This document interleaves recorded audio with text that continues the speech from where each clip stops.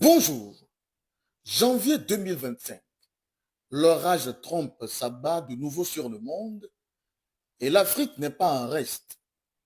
Comme un bulldozer déchaîné, il piétine accords, traités et espoirs avec une brutalité assumée.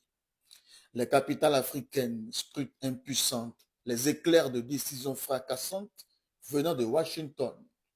Les migrants, visages hagards, mains vides, rêves brisés, tous embarqués dans le vol retour à l'envoyeur affrété par Donald Trump. À défaut de l'élégance de leur état d'origine, à passer les récupérer, on les livre à Guantanamo. Le paradoxe est cruel.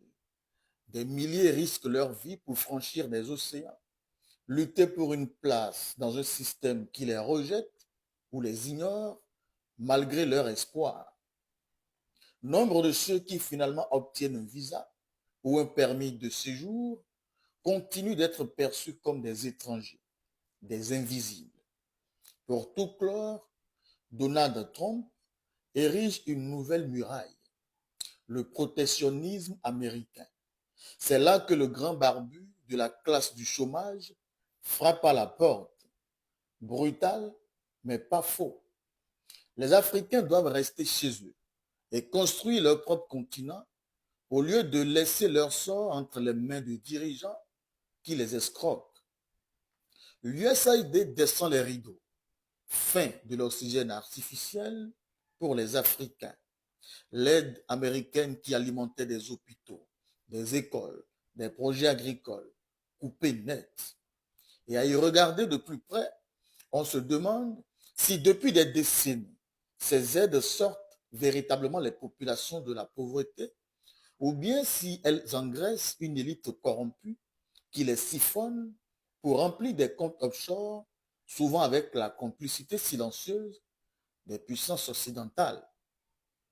Le Sénégal, qui avait espoir de transformer son économie à travers un investissement massif de 300 milliards de dollars, voit cette promesse se dissiper dans l'air.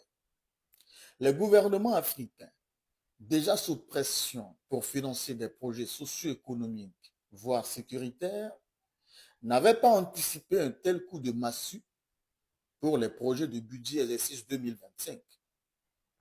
Une autre façon pour Donald Trump d'amener nos dirigeants à compter sur la force de l'union de l'Afrique afin de générer une autosuffisance dans tous les domaines, notamment alimentaires et sécuritaires.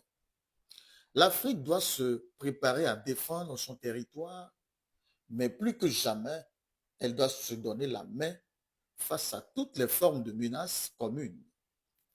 Limiter ou éviter au maximum les guerres inutiles, téléguidées, comme c'est le cas en RDC, afin de ne pas avoir, en plus des lourdes pertes en vies humaines, à assister à l'interruption de l'aide humanitaire aux réfugiés dans cette politique de Trump. Donald Trump ne cache pas sa philosophie économique radicale. Réduire les dépenses publiques au tiers. Trump applique aux États-Unis la méthode Elon Musk. Comme Musk a taillé dans le vif chez Inc, anciennement Twitter, Trump tranche dans les budgets fédéraux. Adieu les aides sociales, adieu programme d'insertion, adieu soutien aux économies fragiles. L'effet domino est immédiat. Les multinationales vont réduire leurs effectifs. Les sous-traitants en Asie, en Amérique latine et en Afrique voient leurs contrats en difficulté respiratoire. Mais l'Afrique doit cesser de trembler et agir pour bâtir ses propres digues, diversifier ses partenaires, miser sur le commerce intra-africain, investir dans l'agriculture et l'industrie locale pour sortir de la dépendance. Traquer surtout la corruption pour que les fonds du développement servent réellement les populations. Exiger une voix plus forte sur la scène internationale. Il est temps que l'Afrique cesse d'être le jouet des grandes puissances. Trump est une tornade qui nous fend le cœur. mais qui nous impose d'ouvrir les yeux. Il est grand temps d'édifier un avenir en commun, un avenir d'autonomie, de sécurité et de prospérité. C'était votre chronique Contre-jour. Merci pour l'attention et à demain.